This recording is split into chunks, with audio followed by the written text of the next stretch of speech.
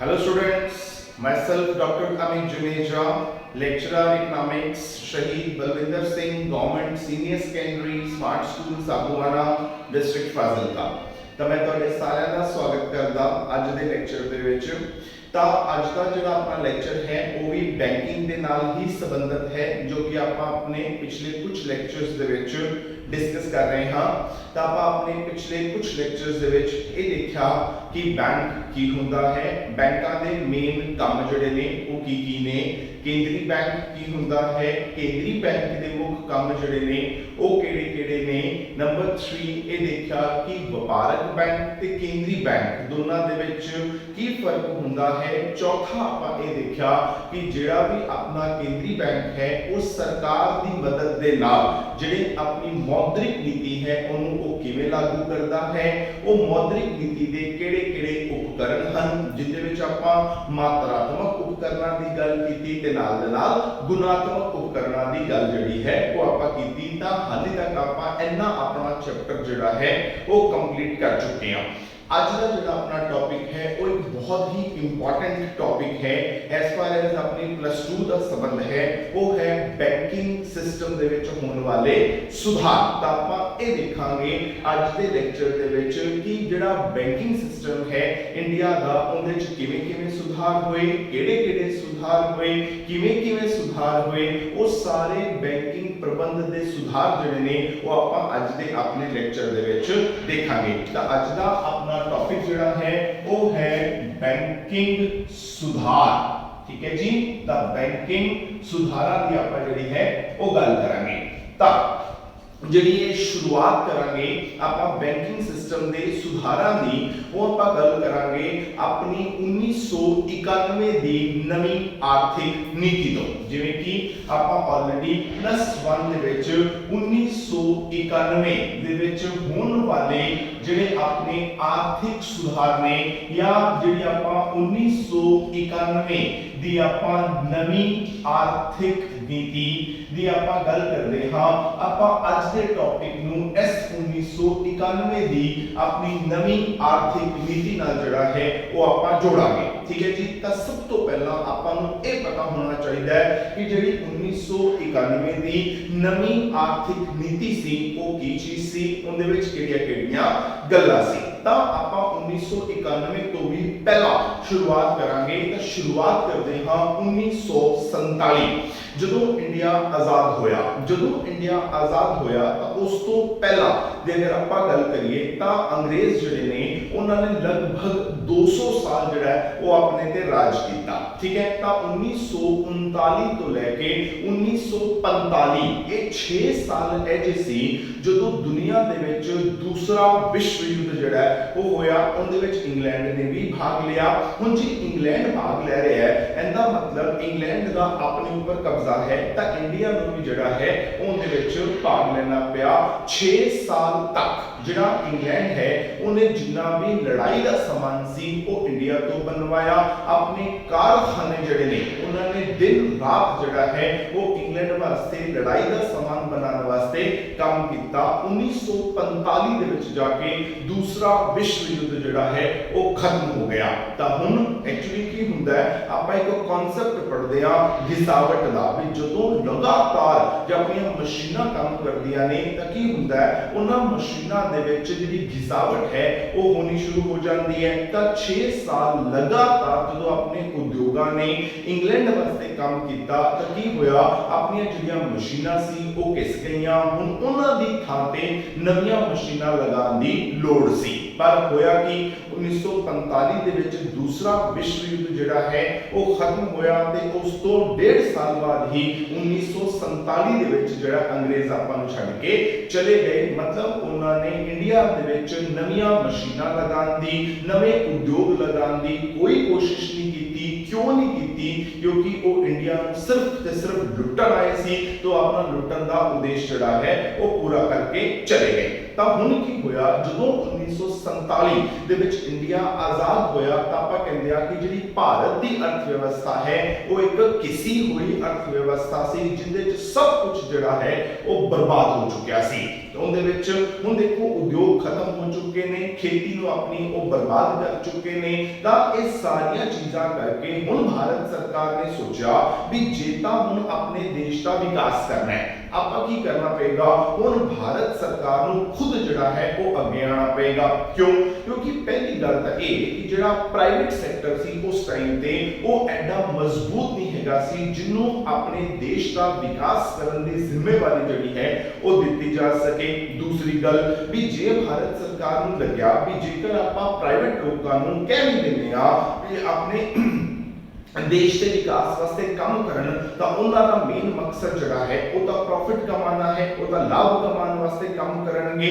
इस टाइम देश ਨੂੰ ਜਿਹੜਾ ਹੈ क्योंकि वो बहुत बर्बाद हो चुका है ਤਾਂ ਉਹਨੂੰ ਦੁਬਾਰਾ ਤੋਂ ਆਪਣੇ ਪੈਰਾਂ ਤੇ ਖੜੇ ਕਰਨ ਦੀ ਲੋੜ ਹੈ। ਇਹ ਕੰਮ ਜਿਹੜਾ ਪ੍ਰਾਈਵੇਟ ਸੈਕਟਰ ਨਹੀਂ ਕਰ ਸਕਦਾ ਕਿਉਂਕਿ ਪ੍ਰਾਈਵੇਟ ਸੈਕਟਰ ਕੋਲ ਇੰਨੇ ਪੈਸੇ ਨਹੀਂ ਹੁੰਦੇ ਕਿ ਉਹ ਦੇਸ਼ ਦਾ ਵਿਕਾਸ ਕਰ ਸਕੇ ਜਿੰਨੇ ਪੈਸੇ ਸਰਕਾਰੀ ਖੇਤਰ ਕੋਲ ਹੁੰਦੇ ਨੇ। ਤਾਂ ਜਦੋਂ ਸਰਕਾਰ ਨੇ ਆਪਣੀ ਪਹਿਲੀ ਉਦਯੋਗਿਕ ਨੀਤੀ ਬਣਾਈ 1948 ਦੇ ਵਿੱਚ, ਉਹਦੇ ਵਿੱਚ ਉਹਨਾਂ ਨੇ ਕੀ ਕੀਤਾ ਵੀ ਜਿਹੜਾ ਸਰਕਾਰੀ ਖੇਤਰ ਸੀ ਉਹਨੂੰ ਮੇਨ ਇੰਪੋਰਟੈਂਸ ਦਿੱਤੀ ਵੀ ਸਰਕਾਰ ਜਿਹੜੀ ਹੈ ਉਹ ਅੱਗੇ ਆਏਗੀ, ਦੇਸ਼ ਦੇ ਵਿਕਾਸ ਵਾਸਤੇ ਸਰਕਾਰ ਜਿਹੜੀ ਹੈ ਉਹ ਕੰਮ ਕਰੇਗੀ। ਉਸ ਤੋਂ ਬਾਅਦ 1956 ਦੀ ਉਦਯੋਗਿਕ ਨੀਤੀ ਆਈ, ਉਹਦੇ ਵਿੱਚ ਵੀ ਸਰਕਾਰ ਨੂੰ ਜਿਹੜੀ ਹੈ ਉਹ ਇੰਪੋਰਟੈਂਸ ਦਿੱਤੀ ਗਈ। ਉਸ ਤੋਂ ਬਾਅਦ ਤੁਸੀਂ ਪੜ੍ਹਿਆ ਹੋਵੇਗਾ +1 ਦੇ ਵਿੱਚ 1976 ਦੇ ਵਿੱਚ ਉਦਯੋਗਿਕ ਨੀਤੀ ਆਈ, 1981 ਦੇ ਵਿੱਚ ਉਦਯੋਗਿਕ ਨੀਤੀ ਆਈ। ਤਾਂ ਸਾਰੀਆਂ ਉਦਯੋਗਿਕ ਨੀਤੀਆਂ ਦੇ ਵਿੱਚ ਜਿਹੜਾ ਸਰਕਾਰੀ ਖੇਤਰ ਹੈ ਉਹਨੂੰ ਅੱਗੇ ਰੱਖਿਆ ਗਿਆ ਤੇ ਪ੍ਰਾਈਵੇਟ ਸੈਕਟਰ ਜਿਹੜਾ ਹੈ ਉਹਨੂੰ ਕਿੱਥੇ ਪਿੱਛੇ ਜਿਹੜਾ ਉਹ ਛੱਡ ਦਿੱਤਾ ਗਿਆ।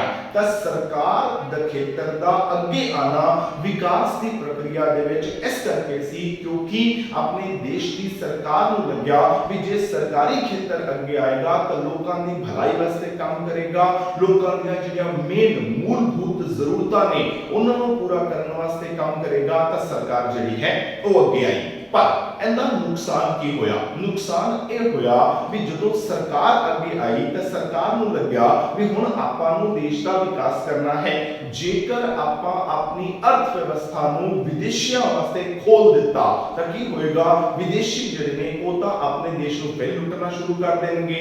ਆਪਾਂ ਇੱਕ ਬੜੀ ਸਿੰਪਲ ਜੀ ਐਗਜ਼ਾਮਪਲ ਲੈਂਦੇ ਆ। ਦੇਖੋ ਆਪਣਾ ਦੇਸ਼ ਜਿਹੜਾ ਹੈ ਉਹ 1947 ਦੇ ਵਿੱਚ ਆਜ਼ਾਦ ਹੋਇਆ। ਤੁਸੀਂ ਉਹਨੂੰ ਇੱਕ ਬਹੁਤ ਛੋਟਾ ਬੱਚਾ ਸਮਝ ਸਕਦੇ ਹੋ ਵੀ ਆਪਣਾ ਦੇਸ਼ ਜਿਹੜਾ ਸੀ ਉਸ ਟਾਈਮ ਤੇ ਇੱਕ ਨਵੇਂ ਜੰਮੇ ਬੱਚੇ ਦੇ ਬਰਾਬਰ ਸੀ। ਹੁਣ ਆਪਾਂ ਨਵੇਂ ਜੰਮੇ ਬੱਚੇ ਨੂੰ ਕੋਈ ਬਾਹਰ ਗਲੀਆਂ ਵਿੱਚ ਤਾਂ ਛੱਡ ਨਹੀਂ ਦਿੰਦੇ। ਆਪਾਂ ਨੂੰ ਲੱਗਦਾ ਹੈ ਕਿ ਉਹਨੂੰ ਸਰਦੀ ਲੱਗ ਸਕਦੀ ਹੈ, ਉਹਨੂੰ ਗਰਮੀ ਲੱਗ ਸਕਦੀ ਹੈ, ਤਾਂ ਆਪਾਂ ਛੋਟੇ ਬੱਚੇ ਨੂੰ ਜਿਹੜਾ ਹੈ ਉਹ ਅੰਦਰ ਸੰਭਾਲ ਕੇ ਰੱਖਦੇ ਆ। ਸੇਮ ਗੱਲ ਜਿਹੜੀ ਹੈ ਉਹ ਆਪਣੀ ਸਰਕਾਰ ਨੇ ਕੀਤੀ। ਉਹਨੂੰ ਇਹ ਲੱਗਿਆ ਵੀ ਜੇਕਰ ਆਪਣੀ ਅਰਥ ਵਿਵਸਥਾ ਜਿਹੜੀ ਹੁਣੇ ਆਜ਼ਾਦ ਹੋਈ ਹੈ ਅਗਰ ਵਿਦੇਸ਼ੀਆਂ ਦੇ ਸਾਹਮਣੇ ਇਹਨੂੰ ਮੁਕਾਬਲਾ ਕਰਨ ਵਾਸਤੇ ਖੜਾ ਕਰਤਾ ਤਾਂ ਇਹ ਮੁਕਾਬਲਾ ਨਹੀਂ ਕਰ ਪਾਏਗੀ। ਤਾਂ ਆਪਾਂ ਨੂੰ ਜ਼ਰੂਰਤ ਕਿਸ ਗੱਲ ਦੀ ਹੈ, ਆਪਣੀ ਅਰਥ ਵਿਵਸਥਾ ਨੂੰ ਵਿਦੇਸ਼ੀਆਂ ਤੋਂ ਬਚਾਉਣ ਦੀ ਜਿਹੜੀ ਹੈ ਉਹ ਲੋੜ ਹੈ। ਤਾਂ ਕੀ ਕੀਤਾ ਗਿਆ, ਜਿਹੜਾ ਪ੍ਰਾਈਵੇਟ ਸੈਕਟਰ ਸੀ ਜਾਂ ਜਿਹੜੇ ਵਿਦੇਸ਼ੀ ਸੀ ਉਹਨਾਂ ਉੱਪਰ ਬਹੁਤ ਜ਼ਿਆਦਾ ਰੁਕਾਵਟਾਂ ਜਿਹੜੀਆਂ ਨੇ ਉਹ ਲਾ ਦਿੱਤੀਆਂ ਗਈਆਂ ਤਾਂ ਕਿ ਉਹ ਆਪਣੇ ਦੇਸ਼ ਵਿੱਚ ਜਿਹੜਾ ਆਪਣੇ ਸਰਕਾਰੀ ਖੇਤਰ ਦਾ ਮੁਕਾਬਲਾ ਨਾ ਕਰ ਸਕਣ। ਹੁਣ ਕੀ ਹੋਇਆ, ਹੁਣ ਸਰਕਾਰੀ ਖੇਤਰ ਕੱਲਾ ਹੋ ਗਿਆ ਦੇਸ਼ ਦਾ ਵਿਕਾਸ ਕਰਨ ਵਾਲਾ ਕਿਉਂਕਿ ਪ੍ਰਾਈਵੇਟ ਨੂੰ ਆਣ ਨਹੀਂ ਦਿੱਤਾ ਅੱਗੇ, ਵਿਦੇਸ਼ੀਆਂ ਨੂੰ ਆਣ ਨਹੀਂ ਦਿੱਤਾ ਅੱਗੇ। ਸਿਰਫ ਇਹ ਸੋਚ ਕੇ ਵੀ ਜਿਹੜਾ ਆਪਣੇ ਦੇਸ਼ ਦਾ ਸਰਕਾਰੀ ਖੇਤਰ ਹੈ ਉਹ ਆਪਣੇ ਦੇਸ਼ ਦਾ ਵਿਕਾਸ ਕਰੇਗਾ। ਪਰ ਜੋ ਸਰਕਾਰ ਨੇ ਸੋਚਿਆ ਸੀ ਹੋਇਆ ਬਿਲਕੁਲ ਉਸ ਦਾ ਉਲਟਾ।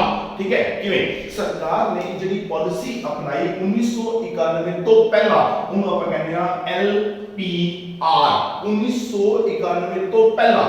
L ਦਾ ਮਤਲਬ ਸੀ ਲਾਇਸੈਂਸ, P ਦਾ ਮਤਲਬ ਸੀ ਪ੍ਰੋਟੈਕਸ਼ਨ मतलब ਰਾਖਵਾਂਕਰਨ। मतलब ਜਿਹੜੀਆਂ ਚੀਜ਼ਾਂ ਨੇ ਉਹਨੂੰ ਕੀ ਕੀਤਾ ਗਿਆ, ਜਿਹੜਾ ਸਰਕਾਰੀ ਖੇਤਰ ਸੀ ਉਹਦੇ ਵਾਸਤੇ ਰਾਖਵਾਂ ਕਰ ਦਿੱਤਾ ਗਿਆ। R ਮਤਲਬ ਸੀ रिस्ट्रिक्शन मतलब रुकावटा मतलब की कीता गया भी ਜਿਹੜੇ ਵਿਦੇਸ਼ੀ ਸੀ ਜਾਂ ਜਿਹੜਾ ਪ੍ਰਾਈਵੇਟ ਸੈਕਟਰ ਸੀ ਉਹਦੇ ਅੱਗੇ ਰੁਕਾਵਟਾਂ ਖੜੀਆਂ ਕੀਤੀਆਂ ਗਈਆਂ ਉਹਨਾਂ ਨੂੰ ਅੱਗੇ ਨਹੀਂ ਆਉਣ ਦਿੱਤਾ ਗਿਆ ਤਾਂ ਕਿ ਜਿਹੜਾ ਆਪਣੇ ਦੇਸ਼ ਦਾ ਸਰਕਾਰੀ ਖੇਤਰ ਹੈ ਉਹਨੂੰ ਅੱਗੇ ਲਿਆਇਆ ਜਾ ਸਕੇ ਪਰ ਸਰਕਾਰੀ ਖੇਤਰ ਬਿਲਕੁਲ ਹੀ ਜਿਹੜਾ ਹੈ ਉਹ ਨਾਕਾਮਯਾਬ ਸਿੱਧ ਹੋਇਆ ਸਰਕਾਰੀ ਖੇਤਰ ਆਪਣੇ ਦੇਸ਼ ਦਾ ਵਿਕਾਸ ਕਰਨ ਦੇ ਵਿੱਚ ਬਿਲਕੁਲ ਫੇਲ ਹੋ ਗਿਆ ਕਿਉਂਕਿ ਐਕਚੁਅਲੀ ਸਰਕਾਰੀ ਖੇਤਰ ਨੂੰ ਇਹ ਲੱਗਣਾ ਸ਼ੁਰੂ ਹੋ ਗਿਆ ਵੀ ਹੁਣ ਤਾਂ ਅਸੀਂ ਇਕੱਲੇ ਆ ਸਾਡਾ ਮੁਕਾਬਲਾ ਕਰਨ ਵਾਸਤੇ ਤਾਂ ਕੋਈ ਹੈ ਨਹੀਂ ਹੁਣ ਸੋਚੋ ਅਗਰ ਤੁਹਾਡੀ ਮੈਂ ਕਲਾਸ ਦੀ ਐਗਜ਼ਾਮਪਲ ਲੈ ਲਵਾਂ ਅਗਰ ਤੁਹਾਡੀ ਕਲਾਸ ਦੇ ਵਿੱਚ ਇੱਕ ਹੀ ਬੱਚਾ ਬੜਾ ਇੰਟੈਲੀਜੈਂਟ ਹੋਵੇ ਬਾਕੀ ਸਾਰੇ ਹੀ ਜਿਹੜੇ ਨੇ ਉਹ ਐਵਰੇਜ ਹੋਣ ਤਾਂ ਉਸ ਬੱਚੇ ਨੂੰ ਕੀ ਲੱਗੇਗਾ ਉਹਨੂੰ ਲੱਗੇਗਾ ਲੋ ਮੈਂ ਤਾਂ ਬਹੁਤ ਇੰਟੈਲੀਜੈਂਟ ਆ ਮੈਨੂੰ ਪੜਨ ਦੀ ਕੀ ਲੋੜ ਹੈ ਮੈਂ ਤਾਂ ਐਵੇਂ ਫਸਟ ਆ ਜਾਣਾ ਹੈਗਾ ਪਰ ਜੇ ਉਹਦੇ ਮੁਕਾਬਲੇ ਦੇ ਵਿੱਚ 10 ਬੰਦੇ ਹੋਰ ਖੜੇ ਹੋਣਗੇ ਨਾ ਹੁਣ ਉਹਨੂੰ ਟੈਨਸ਼ਨ ਹੋਏਗੀ ਉਹਨੂੰ ਲੱਗੇਗਾ ਕਿ ਮੈਂ ਹੁਣ ਫਸਟ ਆਣਾ ਐਡਾ ਸੌਖਾ ਨਹੀਂ ਹੈਗਾ ਮੇਰੇ ਵਾਸਤੇ ਹੁਣ ਮੈਨੂੰ ਕੀ ਕਰਨਾ ਪਏਗਾ ਮਿਹਨਤ ਕਰਨੀ ਪਏਗੀ ਮੈਨੂੰ ਮਿਹਨਤ ਕਰਾਂਗਾ ਕੰਮ ਕਰਾਂਗਾ ਤਾਂ ਹੀ ਮੈਂ ਅੱਗੇ ਜਿਹੜਾ ਹੈ ਉਹ ਆ ਸਕਦਾ ਪਰ ਹੁਣ ਕੀ ਸੀ ਹੁਣ ਸਰਕਾਰੀ ਖੇਤਰ ਤਾਂ ਕੱਲਾ ਸੀ ਕੀ ਹੋਇਆ ਸਰਕਾਰੀ ਖੇਤਰ ਨੇ ਦੇਸ਼ ਦਾ ਵਿਕਾਸ ਕਰਨ ਵਾਸਤੇ ਉਨੀ ਕੋਸ਼ਿਸ਼ ਨਹੀਂ ਕੀਤੀ ਜਿੰਨੀ ਕੀ ਕਰਨੀ ਚਾਹੀਦੀ ਸੀ ਅਗਰ ਮੈਂ ਤੁਹਾਨੂੰ ਆਪਦੀ ਐਗਜ਼ਾਮਪਲ ਦਿਆਂ ਤਾਂ ਮੈਨੂੰ ਯਾਦ ਹੈ ਕਿ ਮੈਂ ਆਦੇ ਘਰ ਦੇ ਵਿੱਚ ਇੱਕ ਟੈਲੀਫੋਨ ਦਾ ਕਨੈਕਸ਼ਨ ਲਗਵਾਉਣਾ ਸੀ ਲੈਂਡਲਾਈਨ ਮੈਂ 1998 ਦੇ ਵਿੱਚ ਜਿਹੜਾ ਹੈ ਉਹ ਲੈਂਡਲਾਈਨ ਦਾ ਕਨੈਕਸ਼ਨ ਅਪਲਾਈ ਕੀਤਾ 2001 ਦੇ ਵਿੱਚ ਮਿੰਨਤਾਂ ਕਰਕੇ ਮੈਨੂੰ ਇੱਕ ਲੈਂਡਲਾਈਨ ਦਾ ਕਨੈਕਸ਼ਨ ਮਿਲਿਆ ਤੁਹਾਡੇ ਪੇਰੈਂਟਸ ਨੂੰ ਜਾ ਕੇ ਪੁੱਛਣਾ ਘਰ ਜਾ ਕੇ ਜਾਂ ਤੁਹਾਡੇ ਟੀਚਰ ਤੁਹਾਨੂੰ ਦੱਸ ਸਕਦੇ ਨੇ ਵੀ ਇੱਕ ਲੈਂਡਲਾਈਨ ਫੋਨ ਲਗਵਾਉਣਾ ਹੁੰਦਾ ਸੀ ਤਾਂ 3 ਸਾਲ ਜਿਹੜਾ ਉਹ ਵੇਟਿੰਗ ਚੱਲਦੀ ਹੁੰਦੀ ਸੀ ਅਗਰ ਆਪਾਂ ਅੱਜ ਦੀ ਗੱਲ ਕਰੀਏ 3 ਸਾਲ ਤਾਂ ਬੜੀ ਦੂਰ ਦੀ ਗੱਲ ਹੈ 3 ਮਿੰਟ ਦੇ ਵਿੱਚ ਕਨੈਕਸ਼ਨ ਜਿਹੜਾ ਉਹ ਤੁਹਾਡੀ ਜੇਬ ਦੇ ਵਿੱਚ ਹੁੰਦਾ ਹੈ ਕਿਉਂ ਹੋਇਆ ਸਰਕਾਰੀ ਖੇਤਰ ਕਿਉਂ ਨਾਕਾਮਯਾਬ ਹੋਇਆ ਕਿਉਂਕਿ ਸਰਕਾਰੀ ਖੇਤਰ ਨਿਕੰਮਾ ਸਾਬਿਤ ਹੋਇਆ ਭ੍ਰਿਸ਼ਟਾਚਾਰ ਬਹੁਤ ਜ਼ਿਆਦਾ ਵੱਧ ਗਿਆ ਤਾਂ ਇਸ ਕਰਕੇ ਜਿਹੜਾ ਹੈ ਹੁਣ ਸਰਕਾਰ ਨੂੰ ਲੱਗਿਆ ਵੀ ਆਪਾਂ ਹੁਣ ਇਸ ਤਰ੍ਹਾਂ ਨਹੀਂ ਚੱਲ ਸਕਦੇ 1991 ਦੇ ਵਿੱਚ ਆ ਕੇ ਜਦੋਂ ਆਪਾਂ ਆਰਥਿਕ ਸੁਧਾਰ ਲੈ ਕੇ ਆਂਦੇ ਹਾਲਾਤ ਇੰਨੇ ਜ਼ਿਆਦਾ ਖਰਾਬ ਹੋ ਗਏ ਭਾਰਤ ਦੇ ਕਿ ਭਾਰਤ ਦਾ ਸਾਰਾ ਸੋਨਾ ਜਿਹੜਾ ਉਹ ਵਰਲਡ ਬੈਂਕ ਕੋਲ ਗਿਰਵੀ ਪਿਆ ਸੀ ਭਾਰਤ ਦੇ ਸਾਰੇ ਵਿਦੇਸ਼ੀ ਮੁਦਰਾ ਭੰਡਾਰ ਆਪਾਂ ਗੱਲ ਕੀਤੀ ਸੀ ਵੀ ਜਿਹੜਾ ਕੇਂਦਰੀ ਬੈਂਕ ਹੈ ਉਹ ਆਪਣੇ ਵਿਦੇਸ਼ੀ ਮੁਦਰਾ ਭੰਡਾਰ ਦਾ ਰਖਵਾਲਾ ਹੁੰਦਾ ਹੈ ਆਪਣੇ ਸਾਰੇ ਵਿਦੇਸ਼ੀ ਮੁਦਰਾ ਭੰਡਾਰ ਖਤਮ ਹੋ ਚੁੱਕੇ ਸੀ ਤੇ ਇੰਡੀਆ ਕੋਲ ਸਿਰਫ ਇੰਨਾ ਵਿਦੇਸ਼ੀ ਮੁਦਰਾ ਭੰਡਾਰ ਸੀ ਕਿ ਉਹ ਸਿਰਫ ਤੇ ਸਿਰਫ 14 ਦਿਨਾਂ ਦਾ ਆਯਾਤ ਜਿਹੜਾ ਉਹ ਕਰ ਸਕਦਾ ਸੀ 15ਵੇਂ ਦਿਨ ਕੀ ਹੋਏਗਾ ਆਪਾਂ ਨੂੰ ਖੁਦ ਨੂੰ ਨਹੀਂ ਪਤਾ ਸੀ ਉਸ ਟਾਈਮ ਤੇ ਆਪਣੇ ਦੇਸ਼ ਦੀ ਸਰਕਾਰ ਜਿਹੜੀ ਹੈ ਉਹਨੂੰ ਮਜਬੂਰ ਹੋਣਾ ਪਿਆ ਆਪਣੇ ਦੇਸ਼ ਦੇ ਵਿੱਚ ਆਰਥਿਕ ਸੁਧਾਰ ਜਿਹੜਾ ਹੈ ਉਹ ਲੈ ਕੇ ਆਉਣ ਪਿੱਛੇ ਤਾਂ ਜਿਸ ਵਿਅਕਤੀ ਨੇ ਇਹ ਆਰਥਿਕ ਸੁਧਾਰ ਲੈ ਕੇ ਆਂਦੇ ਉਹਨਾਂ ਦਾ ਨਾਮ ਹੈ ਡਾਕਟਰ ਮਨਮੋਹਨ ਸਿੰਘ ਠੀਕ ਹੈ ਉਹ ਐਜੇ ਵਿਅਕਤੀ ਸੀ ਜਿਨ੍ਹਾਂ ਨੇ ਆਪਣੇ ਦੇਸ਼ ਦੇ ਵਿੱਚ ਆਰਥਿਕ ਸੁਧਾਰਾਂ ਦੀ ਪ੍ਰਕਿਰਿਆ ਜਿਹੜੀ ਹੈ ਉਹ ਸ਼ੁਰੂ ਕੀਤੀ ਹੁਣ ਉਹਦੇ ਵਿੱਚ ਕੀ ਕੀਤਾ ਗਿਆ ਜਿਹੜੀ LPR ਸੀ ਉਹਨੂੰ ਚੇਂਜ ਕਰਕੇ ਜਿਹੜਾ ਹੈ LPG ਕਰ ਦਿੱਤਾ ਗਿਆ ਜਿਹੜਾ L ਦਾ ਮਤਲਬ ਲਾਇਸੈਂਸੀ ਮਤਲਬ ਅਗਰ ਤੁਸੀਂ ਕੋਈ ਵੀ ਨਵਾਂ ਉਦਯੋਗ ਲਗਾਉਣਾ ਹੈ ਉਹਦੇ ਵਾਸਤੇ ਤੁਹਾਨੂੰ ਸਰਕਾਰ ਤੋਂ ਲਾਇਸੈਂਸ ਲੈਣੇ ਪੈਂਦੇ ਸੀ ਇਹ ਤਾਂ ਚਲੋ ਬੜੀ ਵੱਡੀ ਗੱਲ ਹੈ ਵੀ ਤੁਸੀਂ ਕੋਈ ਨਵਾਂ ਉਦਯੋਗ ਲਗਾਉਣਾ ਹੈ ਉਹਦੇ ਵਾਸਤੇ ਲਾਇਸੈਂਸ ਲੈਣਾ ਪਏਗਾ ਪਰ ਅਗਰ ਜੋ ਉਦਯੋਗ ਤੁਹਾਡਾ ਆਲਰੇਡੀ ਚੱਲ ਰਿਹਾ ਹੈ ਅਗਰ ਤੁਸੀਂ ਉਹਦੀ ਉਤਪਾਦਨ ਸ਼ਕਤੀ ਵਧਾਉਣਾ ਚਾਹੁੰਦੇ ਹੋ ਮਤਲਬ ਅਗਰ ਤੁਹਾਡੇ ਉਦਯੋਗ ਦੇ ਵਿੱਚ ਇਸ ਟਾਈਮ ਤੇ ਮੰਨ ਲਓ 5 ਮਸ਼ੀਨਾਂ ਲੱਗੀਆਂ ਹੋਈਆਂ ਨੇ ਤੁਸੀਂ ਮਸ਼ੀਨਾਂ 2 ਹੋਰ ਵਧਾਉਣੀਆਂ ਨੇ ਤਾਂ ਉਹ 2 ਮਸ਼ੀਨਾਂ ਹੋਰ ਵਧਾਉਣ ਵਾਸਤੇ ਵੀ ਲਾਇਸੈਂਸ ਲੈਣਾ ਪੈਂਦਾ ਸੀ ਸਰਕਾਰ ਨੇ ਕੀ ਕੀਤਾ SL ਲਾਇਸੈਂਸ ਨੂੰ ਕੀ ਕਰਤਾ ਲਿਬਰਲਾਈਜੇਸ਼ਨ ਯਾਨੀ ਕਿ ਉਦਾਰੀਕਰਨ ਦੀ ਨੀਤੀ ਦੇ ਵਿੱਚ ਜਿਹੜਾ ਹੈ ਉਹ ਚੇਂਜ ਕਰਤਾ ਯਾਨੀ ਹੁਣ L ਜਿਹੜਾ ਲਾਇਸੈਂਸ ਸੀ ਹੁਣ L ਜਿਹੜਾ ਹੈ ਉਹ ਬਣ ਗਿਆ ਲਿਬਰਲਾਈਜੇਸ਼ਨ ਯਾਨੀ ਕਿ ਉਦਾਰੀਕਰਨ ਠੀਕ ਹੈ ਹੁਣ ਉਦਾਰੀਕਰਨ ਦੇ ਵਿੱਚ ਕੀ ਕੀਤਾ ਸਰਕਾਰ ਨੇ ਇਹ ਕਹਿਤਾ ਵੀ ਜਿੰਨੇ ਵੀ ਉਦਯੋਗ ਚੱਲ ਰਹੇ ਨੇ ਜਾਂ ਕੋਈ ਨਵੇਂ ਉਦਯੋਗ ਲੱਗਣਾ ਚਾਹੁੰਦੇ ਨੇ ਉਹਨਾਂ ਨੂੰ ਕਿਸੇ ਤਰ੍ਹਾਂ ਦੇ ਲਾਇਸੈਂਸ ਦੀ ਲੋੜ ਜਿਹੜੀ ਹੈ ਉਹ ਨਹੀਂ ਹੈਗੀ ਸਿਰਫ 5 ਉਦਯੋਗਾਂ ਨੂੰ ਛੱਡ ਕੇ ਬਾਕੀ ਸਾਰੇ ਉਦਯੋਗ ਜਿਹੜੇ ਨੇ ਉਹ ਬਿਨਾਂ ਲਾਇਸੈਂਸ ਤੋਂ ਚੱਲਣਗੇ। ਤੁਹਾਨੂੰ ਸਰਕਾਰ ਨੂੰ ਇਨਫੋਰਮ ਕਰਨ ਦੀ ਕੋਈ ਜ਼ਰੂਰਤ ਨਹੀਂ ਹੈ, ਚੁੱਪਚਾਪ ਜਾਓ ਆਪਣੇ ਉਦਯੋਗ ਲਗਾਓ ਤੇ ਆਪਣਾ ਕੰਮ ਜਿਹੜਾ ਹੈ ਉਹ ਸ਼ੁਰੂ ਕਰੋ। ਉਹ 5 ਉਦਯੋਗ ਜਿਹੜੇ ਨੇ ਉਹ ਕਿਹੜੇ-ਕਿਹੜੇ ਸੀ? ਪਹਿਲਾ, ਅਗਰ ਤੁਸੀਂ ਸ਼ਰਾਬ ਦਾ ਉਦਯੋਗ ਲਗਾਉਣਾ ਹੈ। ਨੰਬਰ 2, ਤੁਸੀਂ ਤੰਬਾਕੂ ਦਾ ਉਦਯੋਗ ਲਗਾਉਣਾ ਹੈ, मतलब ऐसे चीज़ों का उद्योग लगाना है जिन्हां विच तंबाकू की जिहड़ी है वो वरतों हुंदी है। तीजा, अगर तुसी कोई खतरनाक रसायन बनाने ने, कोई बहुत ज्यादा केमिकल्स जिहड़े ने वो बनाने ने, उनदे वास्ते। नंबर 4, तुसी सुरक्षा उपकरण बनाने ने। नंबर 5, परमाणु ऊर्जा। ये 5 उद्योग जिहड़े ने वो ऐसे सी जिन्हां वास्ते लाइसेंस लेना जिहड़ा है वो जरूरी सी। बाकी सारे उद्योगां नूं जिहड़ा है लाइसेंस तो खत्म कर दिता गया। उद्योगां नूं ये कह दिता गया भी हुण तुहानूं जिहड़ा है सरकारी दफ्तरां दे धक्के खाण दी कोई लोड़ नहीं है, सरकारी जिहड़े अफसर ने उन्हां कोल जाण दी कोई लोड़ नहीं है। तुसीं चुपचाप जाके आदे नवे उद्योग जिहड़े ने वो लगा सकदे हो। तुहानूं उनदे वास्ते किसी भी तरह दा लाइसेंस जिहड़ा है वो जरूरी नहीं हैगा। तां फर्क की पिया भी इंडिया दे विच फटाफट जिहड़े ने बहुत सारे उद्योग जिहड़े ने वो लगने शुरू हो गए, यानी इंडिया दी उत्पादन शक्ति जिहड़ी है वो वधनी शुरू होगी। उहदे नाल की होया, इंडिया जिहड़ा किसी टाइम ते बड़ियां सारियां चीज़ां दा आयात करदा हुंदा सी, हुण अपने देश विच खुद वो चीज़ां इन्नियां ज़्यादा बननियां शुरू हो गईयां कि आपां उहनां दा निर्यात जिहड़ा है वो करना शुरू करता। जिहड़ा पी दा मतलब जिहड़ा सी वो सी प्रोटेक्शन, यानी कि राखवाकरण करना।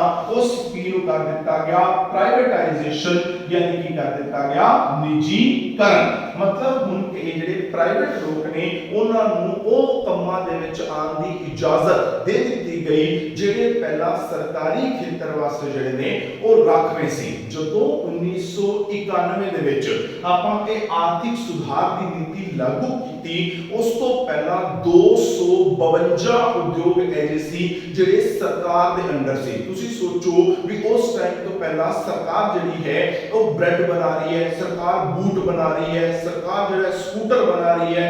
मनमोहन सिंह कहते ब्रेड बनाना, स्कूटर बनाना, बूट बनाना इस सरकार का काम नहीं हैगा। ये की करना चाहिए, ये प्राइवेट लोगों को दे देना चाहिए। ताकि किया गया कि जिहड़ा राखवाकरण किया गया सी, प्रोटेक्शन दी गई सी, उन्होंने खुला छोड़ दिता गया, यानी प्राइवेट लोगों को कह दिता गया भी जिहड़े उद्योग सरकारी खेतर वास्ते ਅਸੀਂ ਰਾਖਵੇਂ ਕੀਤੇ ਸੀ, मतलब जिन्हां दे विच पहला ਤੁਹਾਨੂੰ ਆਉਣ ਦੀ ਇਜਾਜ਼ਤ ਨਹੀਂ ਹੈਗੀ ਸੀ, ਹੁਣ ਤੁਸੀਂ ਉਹਨਾਂ ਉਦਯੋਗਾਂ ਦੇ ਵਿੱਚ ਆ ਸਕਦੇ ਹੋ। ਤਾਂ ਪ੍ਰਾਈਵੇਟ ਲੋਕਾਂ ਨੇ ਵੀ ਨਵੇਂ-ਨਵੇਂ ਉਦਯੋਗ ਜਿਹੜੇ ਨੇ ਉਹ ਖੋਲਣੇ ਸ਼ੁਰੂ ਕਰਤੇ। ਜਿਹੜਾ ਆਪਣਾ ਰੀਸ ਆਰ ਸੀ, ਆਰ ਤੋਂ मतलब रुकावटां सी, हुण ਉਹਦੀ ਥਾਂ ਤੇ ਜੀ मतलब ग्लोबलाइजेशन मतलब की कर दिता गया विश्वीकरण ਜਿਹੜਾ ਹੈ ਉਹ ਕਰ ਦਿੱਤਾ ਗਿਆ। विश्वीकरण का मतलब यह है कि अपने देश की अर्थव्यवस्था ਨੂੰ विश्व यानी कि दुनिया की अर्थव्यवस्था दे नाल जड़ा है वो जोड़िया गया।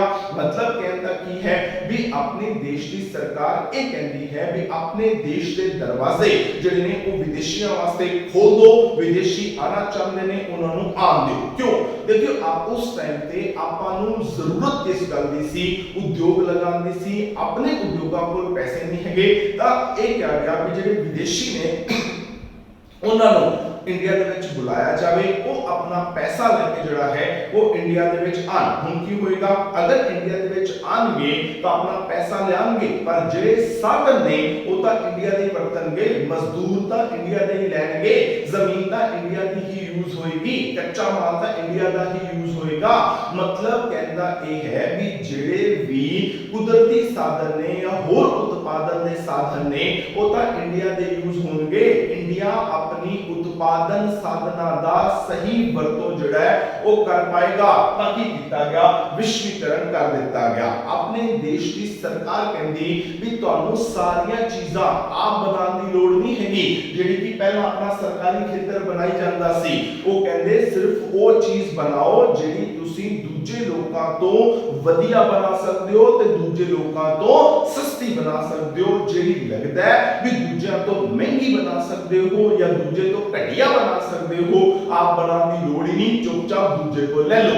जिवें अगर मैं एक एग्जांपल लूं, मैं कहां कि आप मार्कर मेरे हाथ में है, ਇੰਡੀਆ ਨੂੰ ਲੱਗਦਾ ਹੈ ਕਿ ਅਗਰ ਇਹ ਮਾਰਕਰ ਮੈਂ ਖੁਦ ਬਣਾਉਂ ਤਾਂ ਇਹਦੇ ਤੇ ਮੈਨੂੰ 25 ਰੁਪਏ ਦਾ ਖਰਚਾ ਜਿਹੜਾ ਹੈ ਉਹ ਆਉਂਦਾ ਹੈ। ਦੂਜਾ ਦੇਸ਼ ਆਪਾਂ ਨੂੰ ਇਹ ਕਹਿੰਦਾ ਹੈ ਕਿ ਇਹ ਮਾਰਕਰ ਤੁਹਾਨੂੰ ਬਿਲਕੁਲ ਇਹਦੇ ਨਾਲ ਦਾ ਐਸੇ ਕੁਆਲਿਟੀ ਦਾ ਮਾਰਕਰ ਜਿਹੜਾ ਹੈ ਤੁਹਾਨੂੰ ਅਸੀਂ 15 ਰੁਪਏ ਦੇ ਵਿੱਚ ਬਣਾ ਕੇ ਦੇ ਦਿੰਦੇ ਆ। ਹੁਣ ਇੰਡੀਆ ਆਪ ਬਣਾਵੇ ਤਾਂ 25 ਰੁਪਏ ਲੱਗਦੇ ਨੇ, ਦੂਜਾ ਦੇਸ਼ ਇਹੀ ਚੀਜ਼ ਆਪਾਂ ਨੂੰ 15 ਰੁਪਏ ਚ ਬਣਾ ਕੇ ਦਿੰਦਾ ਹੈ ਤਾਂ ਸਰਕਾਰ ਕਹਿੰਦੀ ਹੈ ਆਪ ਬਣਾਉਣ ਦੀ ਕੋਈ ਲੋੜ ਨਹੀਂ ਹੈ, ਆਪ ਨੂੰ 25 ਰੁਪਏ ਲਾਉਣ ਦੀ ਕੋਈ ਲੋੜ ਨਹੀਂ ਹੈ। ਦੂਜਾ ਅਗਰ 15 ਰੁਪਏ ਚ ਦਿੰਦਾ ਹੈ ਤਾਂ ਲੈ ਲੈਣਾ ਚਾਹੀਦਾ ਹੈ। ਜਿਹੜੇ 10 ਰੁਪਏ ਬਚਣਗੇ ਉਹਦੇ ਤੋਂ ਉਹ ਚੀਜ਼ਾਂ ਬਣਾਓ ਜਿਹੜੇ ਦੂਜੇ ਤੋਂ ਵਧੀਆ ਬਣਾ ਸਕਦੇ ਹੋ ਤੇ ਦੂਜੇ ਤੋਂ ਜਿਹੜਾ ਹੈ ਸਸਤੀਆਂ ਬਣਾ ਸਕਦੇ ਹੋ। ਤਾਂ ਇਹ ਸਾਰੇ ਸੁਧਾਰ ਜਿਹੜੇ ਨੇ ਉਹ 1991 ਦੀ ਆਰਥਿਕ ਨੀਤੀ ਦੇ ਵਿੱਚ ਜਿਹੜਾ ਹੈ ਉਹ ਆਪਣੇ ਦੇਸ਼ ਦੇ ਵਿੱਚ ਲੈ ਕੇ ਆਂਦੇ ਗਏ, ਜਿਨ੍ਹਾਂ ਬਾਰੇ ਤੁਸੀਂ ਆਲਰੇਡੀ +1 ਦੇ ਵਿੱਚ ਜਿਹੜਾ ਹੈ ਉਹ ਪੜ੍ਹ ਚੁੱਕੇ ਹੋ। ਤਾਂ ਹੁਣ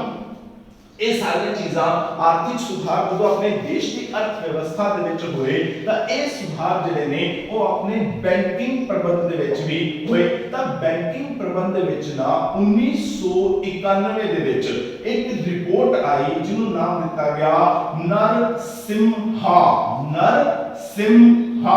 ਕਮੇਟੀ ਰਿਪੋਰਟ। ਠੀਕ ਹੈ, नरसिम्हा कमेटी रिपोर्ट। ठीक है, ये रिपोर्ट दो बार आई सी, एक 1991 ਦੇ ਵਿੱਚ ਫਿਰ ਆਈ ਸੀ 1998 ਦੇ ਵਿੱਚ। दो बारी नरसिम्हा कमेटी रिपोर्ट ਜਿਹੜੀ ਹੈ ਉਹ ਆਈ। ਤਾਂ ਯਾਦ ਰੱਖਣਾ ਕਈ ਵਾਰੀ ਆਪਾਂ ਨੂੰ ਸ਼ਾਰਟ ਨੋਟ ਦੇ ਵਿੱਚ ਪੁੱਛ ਲੈਂਦੇ ਆ ਕਿ ਨਰਸਿम्हा ਕਮੇਟੀ ਰਿਪੋਰਟ ਜਿਹੜੀ ਹੈ ਉਹ ਕਦੋਂ ਆਈ ਸੀ, ਤਾਂ 1991 ਤੇ 1998 ਦੇ ਵਿੱਚ। ਇਹ ਕਮੇਟੀ ਨੇ ਆਪਣੀ ਇਹ ਰਿਪੋਰਟ ਦੇ ਵਿੱਚ ਕਿਹਾ ਕਿ ਹੁਣ ਭਾਰਤ ਨੂੰ ਜਿਹੜਾ ਹੈ ਆਪਣਾ ਬੈਂਕਿੰਗ ਸਿਸਟਮ ਉਹਨੂੰ ਸੁਧਾਰਨਾ ਚਾਹੀਦਾ ਹੈ। ਜਿਵੇਂ ਆਪਣੇ ਦੇਸ਼ ਦੇ ਉਦਯੋਗਿਕ ਖੇਤਰ ਦੇ ਵਿੱਚ ਸੁਧਾਰ ਕੀਤੇ ਜਾ ਰਹੇ ਨੇ, ਸੇਮ ਉਵੇਂ ਹੀ ਆਪਣੇ ਬੈਂਕਿੰਗ ਸਿਸਟਮ ਦੇ ਵਿੱਚ ਵੀ ਜਿਹੜਾ ਹੈ ਉਹ ਸੁਧਾਰ ਕਰਨੇ ਚਾਹੀਦੇ ਨੇ। ਤਾਂ ਉਹ ਸੁਧਾਰਾਂ ਦੇ ਅਕੋਰਡਿੰਗਲੀ ਯਾਨੀ ਜੋ ਸਿਫਾਰਸ਼ਾਂ ਇਸ ਕਮੇਟੀ ਨੇ ਦਿੱਤੀਆਂ ਉਸ ਕਮੇਟੀ ਦੀਆਂ ਸਿਫਾਰਸ਼ਾਂ ਦੇ ਮੁਤਾਬਿਕ ਕੀ ਕੀਤਾ ਗਿਆ, ਭਾਰਤ ਦੇ ਵਿੱਚ ਜਿਹੜਾ ਉਹ ਬਹੁਤ ਸਾਰੇ ਸੁਧਾਰ ਕੀਤੇ ਗਏ ਆਪਣੇ ਬੈਂਕਿੰਗ ਪ੍ਰਬੰਧ ਦੇ ਵਿੱਚ। ਤਾਂ ਹੁਣ ਉਹ ਸੁਧਾਰ ਕਿਹੜੇ-ਕਿਹੜੇ ਸੀ ਆਪਾਂ ਇੱਕ-ਇੱਕ ਕਰਕੇ ਉਹਨਾਂ ਸਾਰੇ ਸੁਧਾਰਾਂ ਦੀ ਗੱਲ ਜਿਹੜੀ ਹੈ ਉਹ ਕਰਾਂਗੇ। ਤਾਂ ਧਿਆਨ ਰੱਖਣਾ ਵੀ ਜੋ ਵੀ ਸੁਧਾਰ ਕੀਤੇ ਗਏ ਉਹ ਸਾਰੇ ਦੇ ਸਾਰੇ ਸੁਧਾਰ ਜਿਹੜੇ ਨੇ ਉਹ ਨਰਸਿम्हा ਕਮੇਟੀ ਰਿਪੋਰਟ 1991 ਫਿਰ ਆਈ 1998 ਦੇ ਮੁਤਾਬਿਕ ਜਿਹੜੇ ਨੇ ਉਹ ਕੀਤੇ ਗਏ। ਤਾਂ ਹੁਣ ਬੈਂਕਿੰਗ ਸੁਧਾਰ ਜਿਹੜੇ ਨੇ ਉਹ ਕਿਹੜੇ-ਕਿਹੜੇ ਸੀ ਇੱਕ-ਇੱਕ ਕਰਕੇ ਉਹਨਾਂ ਨੂੰ ਦੇਖਦੇ ਹਾਂ। ਸਭ ਤੋਂ ਪਹਿਲਾ ਜਿਹੜਾ ਸੁਧਾਰ ਕੀਤਾ ਗਿਆ ਉਹ ਸੀ ਨਕਦ ਨਿਧੀ ਅਨੁਪਾਤ ਨੂੰ ਘੱਟ ਕਰਨਾ। ਤਾਂ ਨਕਦ ਨਿਧੀ ਅਨੁਪਾਤ ਇਹ ਆਪਾਂ ਆਲਰੇਡੀ ਆਪਣੇ ਪਿਛਲੇ ਲੈਕਚਰ ਦੇ ਵਿੱਚ ਦੇਖ ਚੁੱਕੇ ਹਾਂ ਕਿ ਨਕਦ ਨਿਧੀ ਅਨੁਪਾਤ ਕੀ ਚੀਜ਼ ਹੁੰਦੀ ਹੈ ਕਿ ਹਰੇਕ ਬੈਂਕ ਨੂੰ ਜਿੰਨੇ ਪੈਸੇ ਉਹਦੇ ਕੋਲ ਆਉਂਦੇ ਨੇ ਉਹਦਾ ਇੱਕ ਨਿਸ਼ਚਿਤ ਪ੍ਰਤੀਸ਼ਤ ਹਿੱਸਾ ਜਿਹੜਾ ਹੈ ਉਹ ਕੇਂਦਰੀ ਬੈਂਕ ਦੇ ਕੋਲ ਰੱਖਣਾ ਪੈਂਦਾ ਹੈ। ਉਹਨੂੰ ਆਪਾਂ ਕਹਿੰਦੇ ਆ ਨਕਦ ਨਿਧੀ ਅਨੁਪਾਤ। ਹੁਣ ਸੋਚਣ ਵਾਲੀ ਗੱਲ ਹੈ ਵੀ ਜਿੰਨਾ ਪੈਸਾ ਇੱਕ ਦੇਸ਼ ਦਾ ਬੈਂਕ ਜਿਹੜਾ ਉਹ ਕੇਂਦਰੀ ਬੈਂਕ ਦੇ ਕੋਲ ਰੱਖ ਦੇਗਾ यानी ਉਹਨੇ ਪੈਸੇ ਉਸ ਬੈਂਕ ਦੇ ਕੋਲ ਕੀ ਹੋਣਗੇ, ਘਟ ਜਾਣਗੇ, ਉਹਨੇ ਕਰਜ਼ੇ ਉਹ ਘਟ ਦੇ ਪਾਏਗਾ। ਜਦੋਂ ਆਪਾਂ 1991 ਤੋਂ ਪਹਿਲਾਂ ਦੀ ਗੱਲ ਕਰਦੇ ਹਾਂ ਤਾਂ ਜਿਹੜਾ ਇਹ ਨਕਦ ਨਿਧੀ ਅਨੁਪਾਤ ਜਿਹੜਾ ਹੈ ਉਹ ਹੋਇਆ ਕਰਦਾ ਸੀ ਆਪਣੇ ਕੋਲ 15%। ਠੀਕ ਹੈ, ਜਿਹੜਾ ਨਕਦ ਨਿਧੀ ਅਨੁਪਾਤ ਹੈ ਉਹ ਕਿੰਨਾ ਹੁੰਦਾ ਸੀ 1991 ਤੋਂ ਪਹਿਲਾਂ 15%। ਮਤਲਬ ਕਹਿੰਦਾ ਕੀ ਸੀ ਵੀ ਅਗਰ ਇੱਕ ਬੈਂਕ ਦੇ ਕੋਲ 100 ਰੁਪਏ ਜਿਹੜੇ ਨੇ ਉਹ ਆਉਂਦੇ ਨੇ ਤਾਂ ਉਹਨੂੰ 100 ਰੁਪਏ ਦੇ ਵਿੱਚੋਂ 15 ਰੁਪਏ ਜਿਹੜੇ ਨੇ ਉਹ ਰੱਖਣੇ ਪੈਂਦੇ ਸੀ ਕੇਂਦਰੀ ਬੈਂਕ ਦੇ ਕੋਲ। ਮਤਲਬ ਉਹਦੇ ਕੋਲ ਬਚਦੇ ਸੀ 85 ਰੁਪਏ। ਮਤਲਬ ਉਹ ਬੈਂਕ ਜਿਹੜਾ ਹੈ ਅਗਰ ਕਰਜ਼ਾ ਦੇਣਾ ਚਾਹੇ ਤਾਂ ਵੱਧ ਤੋਂ ਵੱਧ ਉਹ 85 ਰੁਪਏ ਦਾ ਕਰਜ਼ਾ ਜਿਹੜਾ ਹੈ ਉਹ ਦੇ ਸਕਦਾ ਸੀ। ਹੁਣ ਕੀ ਹੋਏਗਾ, ਹੁਣ ਆਪਣੇ ਦੇਸ਼ ਵਿੱਚ ਆਪਾਂ ਚਾਹੁੰਦੇ ਹਾਂ ਕਿ ਉਦਯੋਗ ਲੱਗਣ, ਉਦਯੋਗਾਂ ਵਾਸਤੇ ਕੀ ਹੁੰਦਾ ਹੈ ਪੈਸਾ ਚਾਹੀਦਾ ਹੈ ਤਾਂ ਕਿ ਆਪਾਂ ਨਿਵੇਸ਼ ਕਰ ਸਕੀਏ। ਪਰ ਕੇਂਦਰੀ ਬੈਂਕ ਕੀ ਕਰ ਰਿਹਾ ਹੈ, ਉਹ ਕਹਿੰਦਾ ਵੀ ਜੇਕਰ ਤੁਹਾਡੇ ਕੋਲ 100 ਰੁਪਏ ਆਉਂਦੇ ਨੇ ਤਾਂ 15 ਰੁਪਏ ਤਾਂ ਤੁਹਾਨੂੰ ਮੇਰੇ ਕੋਲ ਰੱਖਣੇ ਪੈਣਗੇ। ਠੀਕ ਹੈ, ਯਾਨੀ 15 ਰੁਪਏ ਤਾਂ ਉਹ ਲੈ ਗਿਆ ਵੀ ਜਿਹੜਾ ਉਹ ਬੈਂਕ ਕਿਸੇ ਨੂੰ ਦੇ ਹੀ ਨਹੀਂ ਸਕਦਾ। यानी ਹੁਣ ਬਚੇ ਕਿੰਨੇ 85 ਰੁਪਏ। ਅਗਰ ਕਰਜ਼ਾ ਦੇਣ ਤੇ ਆ ਜਾਵੇ ਤਾਂ ਕਿੰਨਾ ਕਰਜ਼ਾ ਦੇ ਸਕਦਾ ਹੈ 85 ਰੁਪਏ ਦਾ। यानी ਕਰਜ਼ੇ ਜਿਹੜੇ ਨੇ ਉਹ ਘੱਟ ਦਿੱਤੇ ਜਾ ਰਹੇ ਸੀ, ਉਦਯੋਗਾਂ ਨੂੰ ਪੈਸੇ ਦੀ ਸੁਵਿਧਾ ਘੱਟ ਦਿੱਤੀ ਜਾ ਰਹੀ ਸੀ, ਜਿਸ ਕਰਕੇ ਦੇਸ਼ ਵਿੱਚ ਉਦਯੋਗ ਜਿਹੜੇ ਨੇ ਉਹ ਬਹੁਤ ਘੱਟ ਲੱਗ ਰਹੇ ਸੀ। ਸਭ ਤੋਂ ਪਹਿਲਾ ਕੰਮ ਤਾਂ ਇਹ ਕੀਤਾ ਗਿਆ ਵੀ ਇਹ ਨਕਦ ਨਿਧੀ ਅਨੁਪਾਤ ਨੂੰ ਜਿਹੜਾ ਹੈ ਉਹ ਘਟਾ ਦਿੱਤਾ ਗਿਆ। ਅਗਰ ਆਪਾਂ ਅੱਜ ਦੀ ਤਰੀਕ ਦੀ ਗੱਲ ਕਰੀਏ ਤਾਂ ਅੱਜ ਦੀ ਤਰੀਕ ਦੇ ਵਿੱਚ ਆਪਣਾ ਨਕਦ ਨਿਧੀ ਅਨੁਪਾਤ ਜਿਹੜਾ ਹੈ ਉਹ 3% ਹੈ। ਮਤਲਬ ਅੱਜ ਦੀ ਤਰੀਕ ਦੇ ਵਿੱਚ ਅਗਰ ਇੱਕ ਬੈਂਕ ਦੇ ਕੋਲ 100 ਰੁਪਏ ਆਉਂਦੇ ਨੇ ਤਾਂ ਉਹਨੂੰ ਸਿਰਫ 3 ਰੁਪਏ ਜਿਹੜਾ ਹੈ ਉਹ ਕੇਂਦਰੀ ਬੈਂਕ ਕੋਲ ਰੱਖਣੇ ਪੈਣਗੇ। ਮਤਲਬ ਉਹਦੇ ਕੋਲ 97 ਰੁਪਏ ਜਿਹੜੇ ਨੇ ਉਹ ਮੌਜੂਦ ਨੇ, ਜਿਨ੍ਹਾਂ ਨੂੰ ਉਹ ਕੀ ਕਰ ਸਕਦਾ ਹੈ ਲੋਨ ਦੇ ਤੌਰ ਤੇ ਦੇ ਸਕਦਾ ਹੈ। ਪਹਿਲਾਂ ਕਿੰਨੇ ਦੇ ਰਿਹਾ ਸੀ 85 ਰੁਪਏ, ਹੁਣ ਕਿੰਨੇ ਦੇ ਰਿਹਾ ਹੈ 97 ਰੁਪਏ। ਇਹਦਾ ਮਤਲਬ ਜਿਹੜੇ ਕਰਜ਼ੇ ਨੇ ਉਹ ਪਹਿਲਾਂ ਨਾਲੋਂ ਜ਼ਿਆਦਾ ਦਿੱਤੇ ਜਾ ਰਹੇ ਨੇ। ਇਹਦਾ ਮਤਲਬ ਉਦਯੋਗਾਂ ਨੂੰ ਪੈਸਾ ਪਹਿਲਾਂ ਨਾਲੋਂ ਜ਼ਿਆਦਾ ਮਿਲ ਰਿਹਾ ਹੈ, ਜਿਸ ਕਰਕੇ ਨਿਵੇਸ਼ ਜ਼ਿਆਦਾ ਹੋ ਰਿਹਾ ਹੈ, ਉਦਯੋਗ ਜਿਹੜੇ ਨੇ ਉਹ ਜ਼ਿਆਦਾ ਲੱਗ ਰਹੇ ਨੇ, ਜਿਸ ਕਰਕੇ ਆਪਣੇ ਦੇਸ਼ ਦਾ ਵਿਕਾਸ ਜਿਹੜਾ ਹੈ ਉਹ ਹੋ ਰਿਹਾ ਹੈ। ਨੰਬਰ 2 ਕੀ ਕੀਤਾ ਗਿਆ, ਇੱਕ ਹੋਰ ਹੁੰਦਾ ਹੈ ਜਿਹਨੂੰ ਆਪਾਂ ਕਹਿੰਦੇ ਆ वैधानिक तरलता अनुपात। ठीक है, वैधानिक तरलता अनुपात ਜਿਹੜਾ ਹੈ ਇਹਨੂੰ ਵੀ ਕੀ ਕੀਤਾ ਗਿਆ ਨੂੰ ਘੱਟ ਕਰਨਾ। मतलब ਇਹਨੂੰ ਵੀ ਜਿਹੜਾ ਹੈ ਉਹ ਪਹਿਲਾਂ ਨਾਲੋਂ ਘੱਟ ਕਰ ਦਿੱਤਾ ਗਿਆ। ਹੁਣ वैधानिक तरलता अनुपात ਇੱਕ ਹੀ ਚੀਜ਼ ਹੁੰਦੀ ਹੈ, ਇਹ ਵੀ ਆਪਾਂ ਆਲਰੇਡੀ ਆਪਣੇ ਪਿਛਲੇ ਲੈਕਚਰ ਦੇ ਵਿੱਚ ਡਿਸਕਸ ਕਰ ਚੁੱਕੇ ਹਾਂ ਕਿ ਉਹ ਪੈਸੇ ਹੁੰਦੇ ਨੇ ਜਿਹੜੇ ਇੱਕ ਬੈਂਕ ਨੂੰ ਆਪਦੇ ਕੋਲ ਰੱਖਣੇ ਹੁੰਦੇ ਨੇ। ਇਹ ਉਹ ਪੈਸੇ ਹੁੰਦੇ ਨੇ ਜਿਹੜਾ ਉਹ ਬੈਂਕ ਕਿਸੇ ਨੂੰ ਦੇ ਨਹੀਂ ਸਕਦਾ।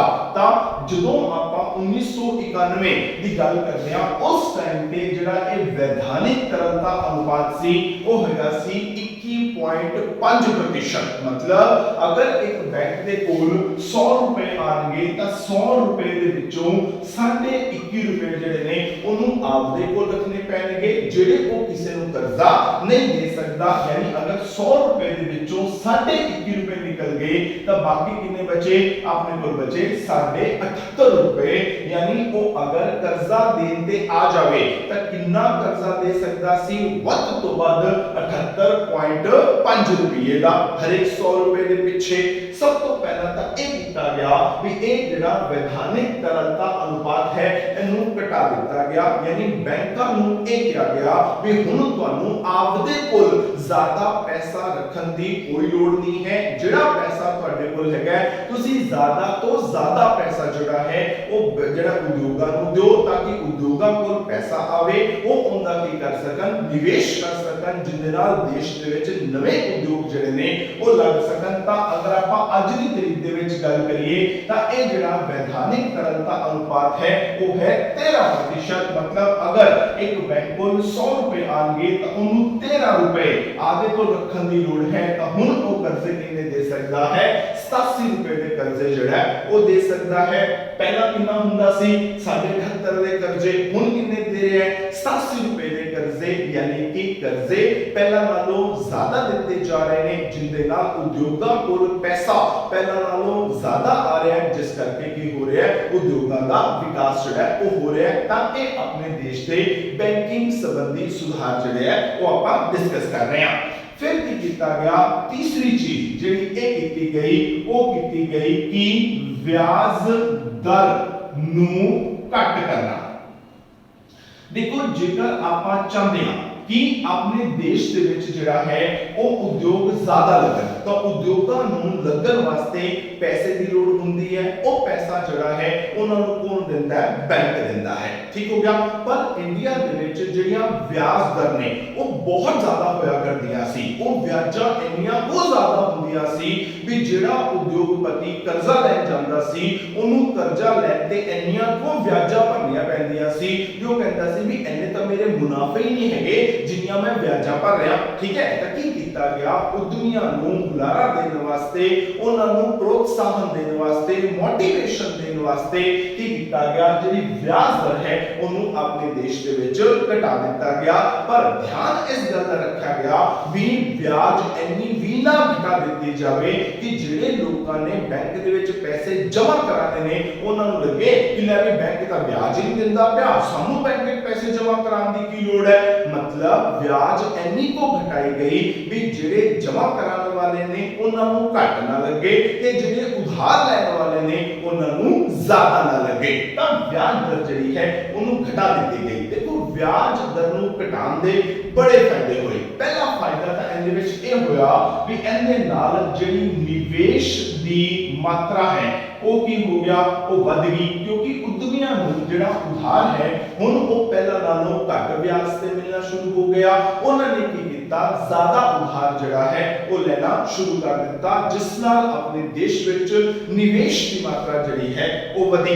ਦੂਸਰਾ ਫਾਇਦਾ ਕੀ ਹੋਇਆ ਵੀ ਦੇਖੋ ਇਹਦੇ ਚ ਕੀ ਹੁੰਦਾ ਹੈ, ਇੱਕ ਨਾ ਹੁੰਦੀਆਂ ਨੇ ਬਹੁ ਰਾਸ਼ਟਰੀ ਕੰਪਨੀਆਂ, ਠੀਕ ਹੈ, बहुराष्ट्रीय कंपनियां अपन कहने आ मल्टीनेशनल कॉर्पोरेशंस एमएनसी एक ही होंगे ने नाम तो गल क्लियर करांगे।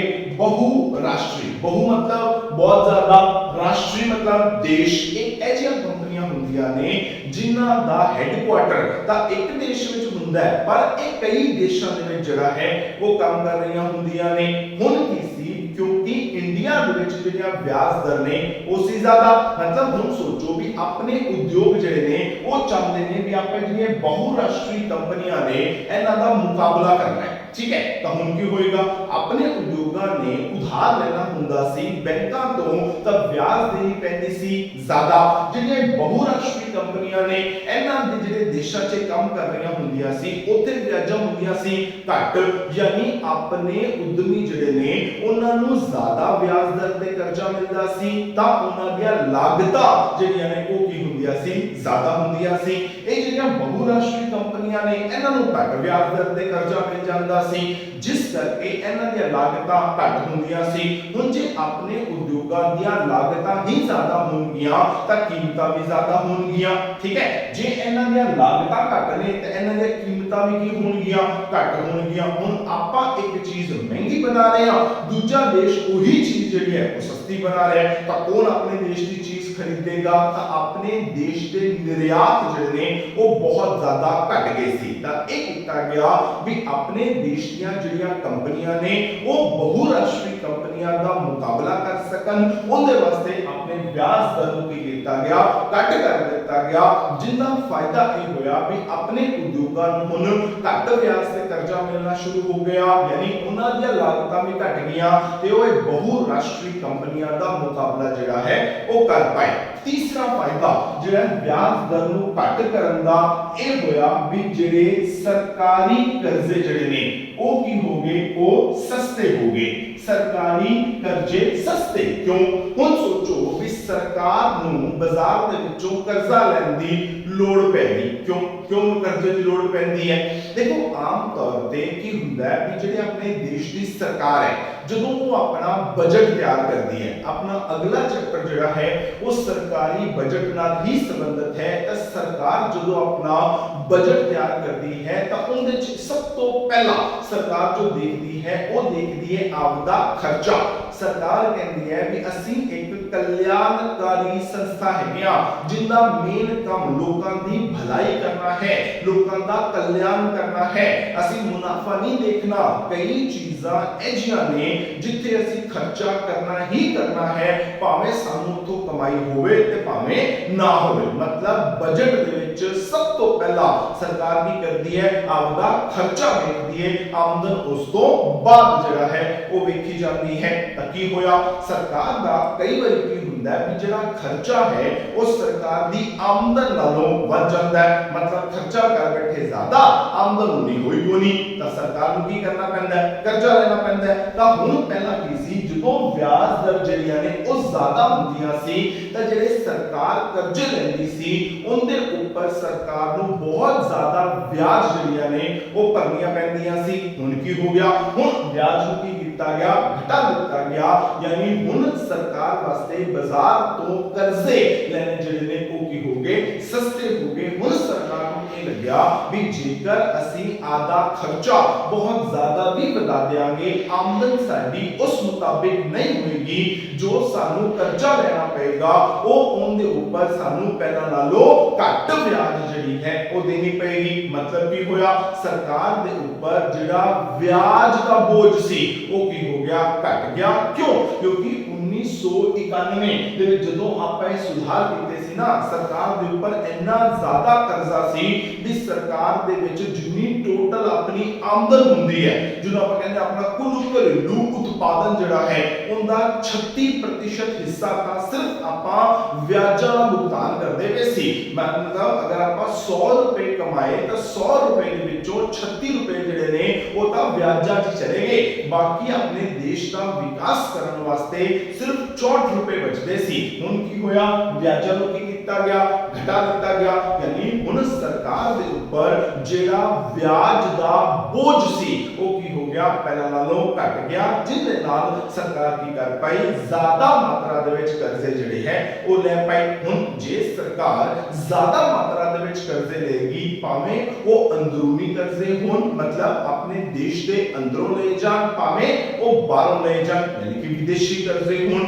हुण वो ज्यादा कर्जे लेगी तो सरकार की करेगी? जे कर्जा ज्यादा ले रही है मतलब सरकार खर्चा ज्यादा कर रही है। जे सरकार खर्चा ज्यादा करेगी तो किंदे वास्ते करेगी? वो लोकां दी भलाई वास्ते जिहड़ा है वो खर्चा करेगी। इहदे नाल की होया, अपने देश दे विच इह जिहा ढांचा, ठीक है, जिहड़ा प्राइवेट सैक्टर खड़ा नहीं कर सकदा सी। मतलब देखो सड़कां बनानियां ने, यातायात दे साधन विकसित करने ने, बिजली दी सुविधा देनी है, शिक्षा देनी है या सेहत सुविधावां देनियां ने, ये एडे वड्डे एरियाज ने जिंदे विच प्राइवेट सैक्टर जिहड़ा है वो नहीं आ सकदा। तां ये सारियां सुविधावां किहनूं देनियां पैणगीਆਂ?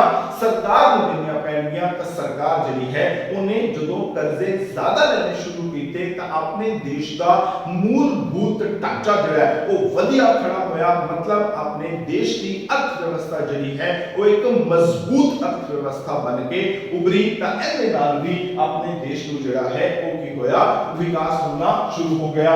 ਜਿਹੜਾ चौथा फायदा होया ਉਹਦੇ ਇਹ ਹੋਇਆ ਵੀ ਜਿਹੜੇ ਆਪਣੇ ਉਦਯੋਗ ਨੇ ਉਹਨਾਂ ਦੀ ਵਿਦੇਸ਼ੀ ਕੰਪਨੀਆਂ ਦੇ ਨਾਲ ਜਿਹੜੀ ਮੁਕਾਬਲੇ ਦੀ ਸ਼ਕਤੀ ਹੈ ਉਹ ਕੀ ਹੋ ਗਿਆ, ਵੱਧ ਗਈ। ਠੀਕ ਹੈ, मतलब ਹੁਣ ਆਪਣੇ ਦੇਸ਼ ਦੇ ਜਿਹੜੇ ਉਦਯੋਗ ਨੇ ਕਿਉਂਕਿ ਉਹਨਾਂ ਦੀਆਂ ਲਾਗਤਾਂ ਵੀ ਘਟ ਗਈਆਂ, ਉਹ ਕੀ ਕਰ ਸਕੇ, ਬਹੁ ਰਾਸ਼ਟਰੀ ਕੰਪਨੀਆਂ ਦਾ ਮੁਕਾਬਲਾ ਜਿਹੜਾ ਹੈ ਉਹ ਕਰ ਸਕੇ। ਉਹਦੇ ਨਾਲ ਕੀ ਹੋਇਆ ਵੀ ਆਪਣੇ ਦੇਸ਼ ਦੇ ਅੰਦਰ ਜਿਹੜਾ ਬਹੁ ਰਾਸ਼ਟਰੀ ਕੰਪਨੀਆਂ ਦਾ ਪ੍ਰਭਾਵ ਸੀ ਉਹ ਕੀ ਹੋਇਆ, ਘਟਿਆ ਤੇ ਆਪਣਾ ਦੇਸ਼ ਜਿਹੜਾ ਹੈ ਉਹ ਵਿਕਸਿਤ ਹੋਣਾ ਸ਼ੁਰੂ ਹੋ ਗਿਆ। ਤਾਂ ਇਹ ਸੀ ਆਪਣੇ ਦੇਸ਼ ਦੇ ਬੈਂਕਿੰਗ ਪ੍ਰਬੰਧ ਵਿੱਚ ਹੋਣ ਵਾਲੇ ਸੁਧਾਰ। ਇਸ ਤੋਂ ਇਲਾਵਾ ਕਈ ਹੋਰ ਸੁਧਾਰ ਵੀ ਨੇ ਜੋ ਆਪਣੇ ਦੇਸ਼ ਦੇ ਬੈਂਕਿੰਗ ਪ੍ਰਬੰਧ ਦੇ ਵਿੱਚ ਹੋਏ, ਉਹ ਆਪਾਂ ਆਪਣੇ ਅਗਲੇ ਲੈਕਚਰ ਦੇ ਵਿੱਚ ਡਿਸਕਸ ਕਰਾਂਗੇ। ਤਾਂ ਉਮੀਦ ਹੈ ਕਿ ਤੁਹਾਨੂੰ ਇਹ ਲੈਕਚਰ ਜਿਹੜਾ ਹੈ ਉਹ ਸਮਝ ਆਇਆ ਹੋਵੇਗਾ। ਕੋਈ ਡਾਊਟ ਹੋਵੇ ਤਾਂ ਜ਼ਰੂਰ ਉਹਨੂੰ ਕਮੈਂਟ ਬਾਕਸ ਦੇ ਅੰਦਰ ਲਿਖਣਾ। ਤਾਂ ਮਿਲਦੇ ਹਾਂ ਆਪਣੇ ਅਗਲੇ ਲੈਕਚਰ ਦੇ ਵਿੱਚ। ਚੈਨਲ ਨੂੰ ਸਬਸਕ੍ਰਾਈਬ ਕਰਨਾ ਨਾ ਭੁੱਲਿਆ ਜੇ, ਬੈਲ ਆਈਕਨ ਕਲਿੱਕ ਕਰਨਾ ਨਾ ਭੁੱਲਿਆ ਜੇ। Thank you very much.